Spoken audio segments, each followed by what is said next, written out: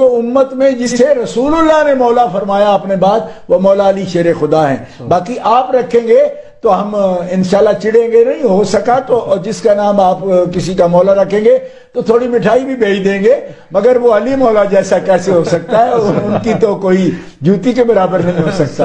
آپ اس بات کا غصہ کیوں کرتے ہیں کہ یہ کوئی عہدہ ہے نبوت کی طرح کا؟ نبوت کی طرح کا عہدہ نبوت نہیں ہے، لیکن طرح والی جو بات کہی ہے نا، وہ اگر سمجھنی ہو تو اسی سے سمجھ لیں کہ انت منی بمنزلت ہارون من موسیٰ، علی تیری مثال میرے لیے بمنزلہ ہارون کے ہے، جیسے ہارون موسیٰ کے لیے ہے اس طرح تو میرے لیے.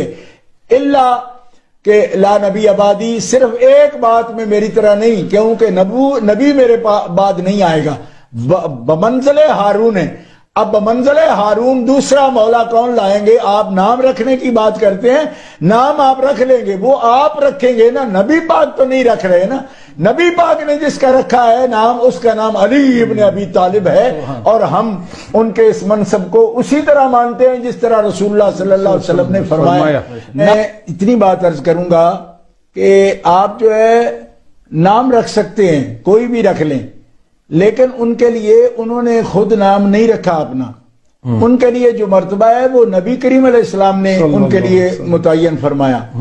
اور دوسری بات یہ کہ یہ بھی نہیں کہا کہ یہ تمہارا مولا ہے، بلکہ یہ فرمایا کہ جس کا میں مولا ہوں اس کا یہ علی مولا ہے. یہ حدیث پاک کے لفظ ہیں. اور مولا اور اولا، النبی اولا بالمؤمنین من انفسہم، اس کا باقاعدہ حضور نے حوالہ دیا ہے اس حدیث میں کہ کیا میں مومنوں کی جانوں سے زیادہ قریب نہیں ہوں؟ تو صحابہ نے عرض کیا بلا یا رسول اللہ، آپ ہماری جانوں کے مالک ہیں، جانوں سے زیادہ قریب ہیں. اس کے ساتھ متصلاً آپ نے فرمایا کہ اچھا جب تم ہاں کہہ رہے ہو کہ میرا حق تمہاری جانوں پر تمہارے اپنے نفس سے زیادہ ہے، تو پھر جان لو کہ جس کا میں مولا ہوں اس کا یہ علی بھی اس کا مولا ہے.